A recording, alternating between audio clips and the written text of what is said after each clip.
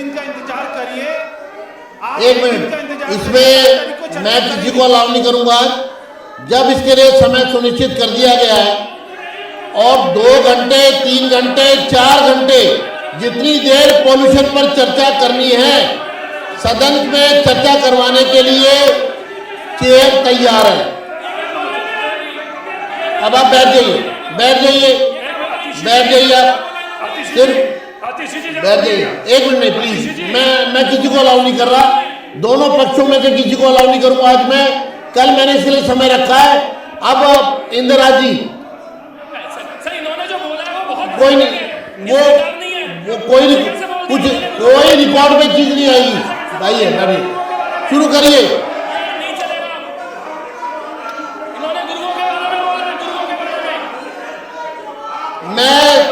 मैं आज पॉल्यूशन पर आपके आवेदन मांग रहा हूं। आप अपने नाम दीजिए। कल पॉल्यूशन पर चर्चा के लिए समय सुनिश्चित कर दिया गया है और विपक्ष और पक्ष और सरकार की तरफ से उस चर्चा को शुरू किया जाएगा। दिल्ली की सरकार ने खुद उस पर चर्चा मांगी है। सरकार खुद चर्चा मांग रही है, फिर ये नाटक और नौटंकी क्यों हो रहा है, मुझे समझ में नहीं आ रहा। इंदिरा जी, इस पर कोई नहीं बोलेगा। अध्यक्ष जी क्या बोला अभी ना सुना आपने? अब सुना क्या बोला? माइक, अरे मैं सहन करेंगे। 1 मिनट, कर रहे हैं आप बताइए क्या कह रहे हैं। आप बार-बार ये बोल रहे हैं गुरु साहब के खिलाफ बोल रहे हैं, गुरु तेग बहादुर जी के खिलाफ बोल रहे हैं। वो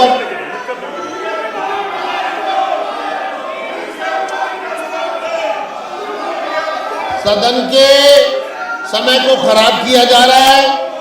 महत्वपूर्ण मुद्दों पर चर्चा होनी है, पॉल्यूशन पर चर्चा होनी है, लेकिन विपक्ष मुझे बहुत दुर्भाग्यपूर्ण लग रहा है कि सदन के अंदर माहौल खराब कर रहे हैं, चर्चा का माहौल खराब कर रहे हैं।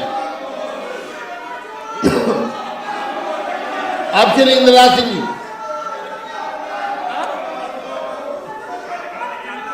इंदिरा जी आप इंट्रोड्यूस करिए।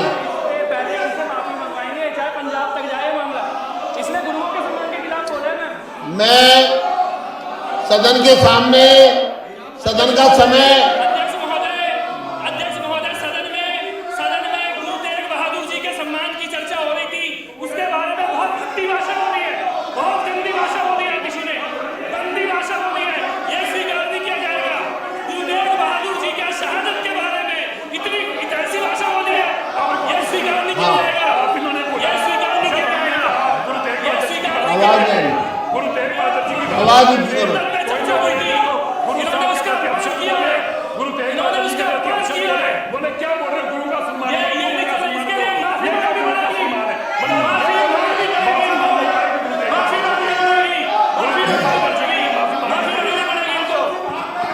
बिल्कुल नहीं चलेगा। अध्यक्ष महोदय इस सदन में हमने गुरु तेग बहादुर जी की शहादत के सम्मान में चर्चा की, उसका अपमान किया, नेता विपक्ष ने उसका अपमान करके उन्हें माफी मांगनी पड़ेगी। ये बहुत बड़ी बात है। आपको अध्यक्ष वीडियो सुननी चाहिए, सारे सदन को सुनानी चाहिए किस तरीके से इन्होंने क्या बोला।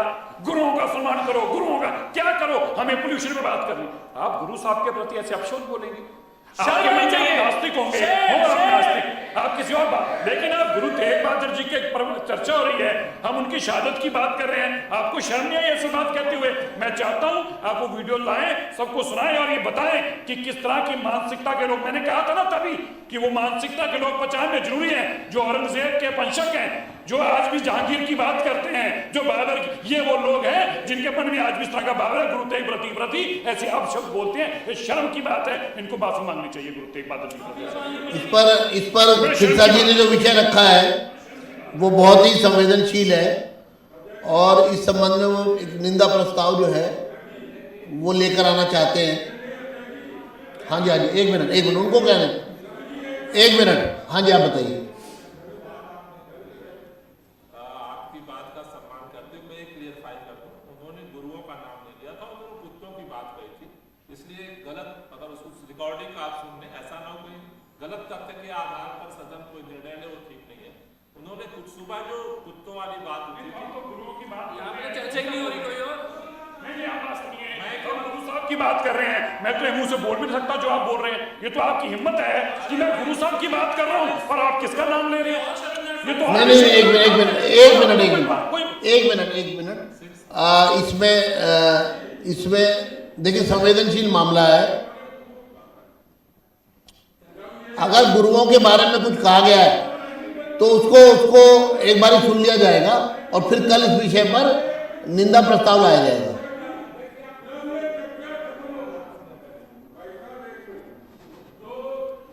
आपकी विपक्ष की लीडर ने कहा उसको कुछ नहीं पता। पहली बात तो पलाई गांव मिल गई थी उसको, पलाई।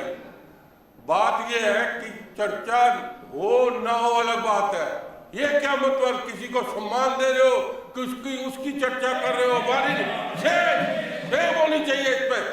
ये आप देखिए, मैं इस मुद्दे पर, ये बहुत संवेदनशील मामला है, गुरुओं की कुर्बानी से जुड़ा हुआ मामला है।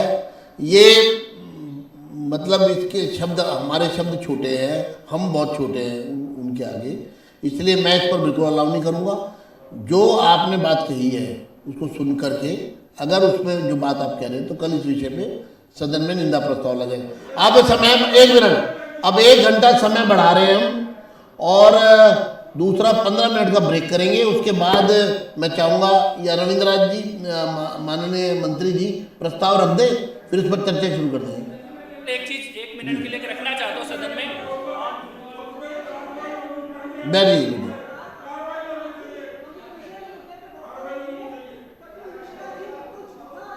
कोई नहीं, वो मैंने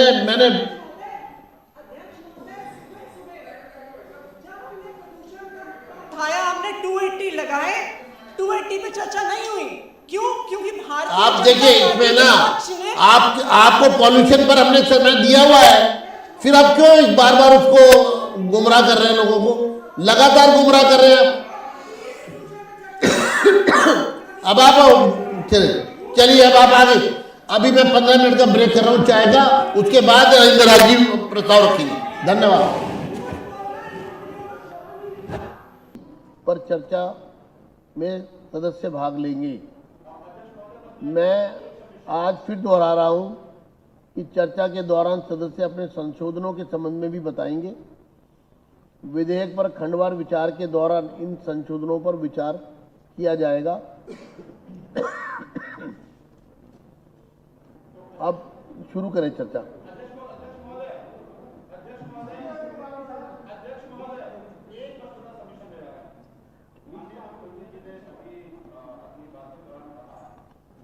कि पूर्व मुख्यमंत्री जीएसटी काउंसिल की मीटिंग नहीं करी, उन्होंने 4 मीटिंग का हवाला दिया। अभी आप देखिए वो हो गया विषय ना। नहीं, ये हाउस को मिसलीड करना हो गया ना।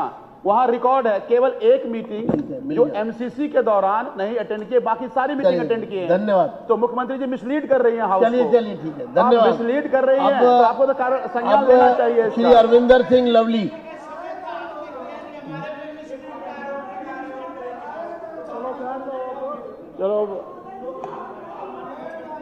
चलो अभी आप हो गया ना।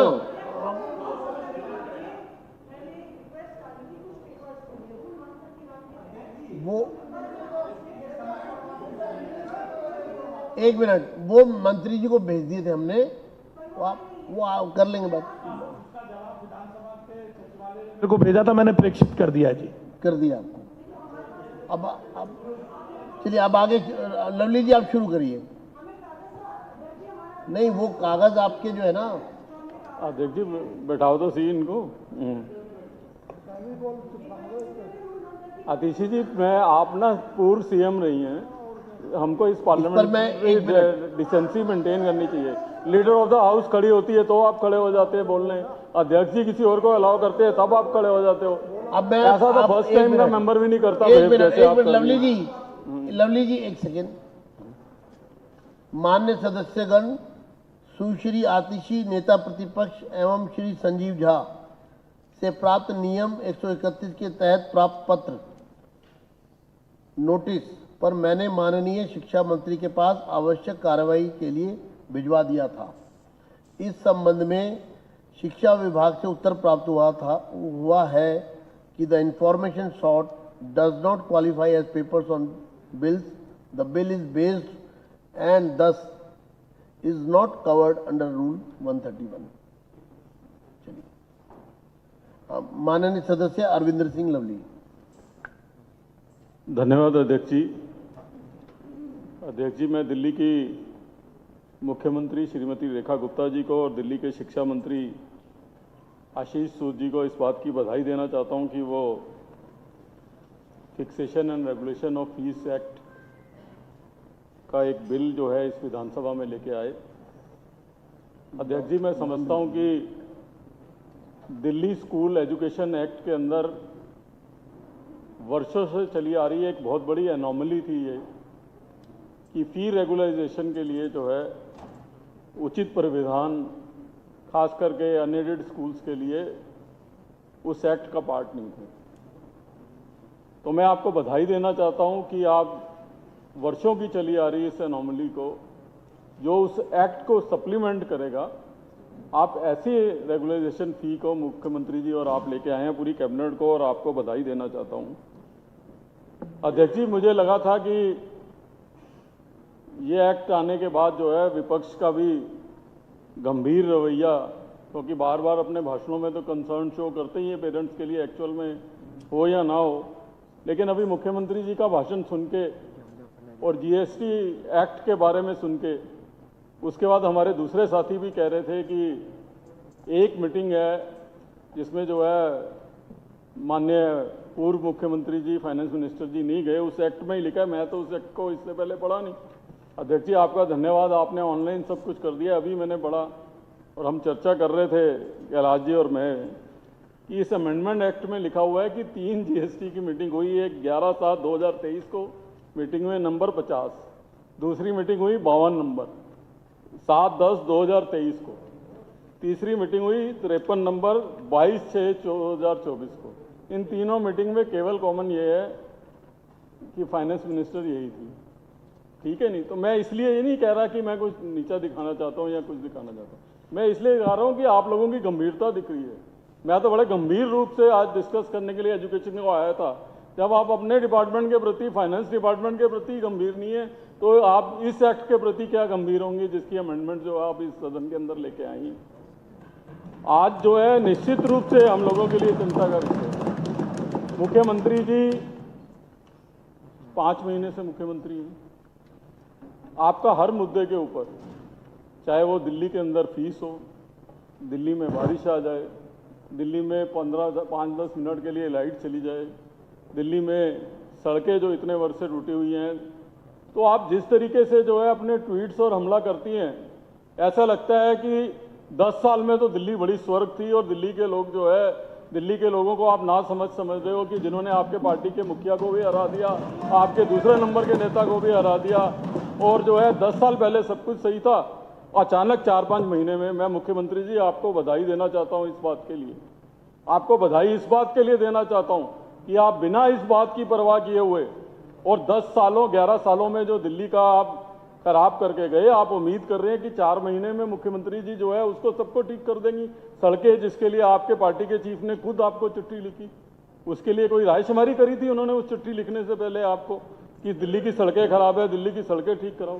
ये तो मुख्यमंत्री जी को और उनकी कैबिनेट को बधाई है कि वो बजाय इस बात की परवाह किए हुए कि उनको केवल 4 महीने हुए, वो हर काम में इस तरीके से जुटी हुई हैं जैसे उनकी जिम्मेवारी है अपने परिवार के लोगों के लिए जो है लड़ाई लड़ना। वो ऐसे लड़ाई लड़ रही हैं जैसे दिल्ली के लोग इनके परिवार हों, और आप हर मुद्दे को आपकी पार्टी ऐसे उठा रही है जैसे आपका कारोबार हो।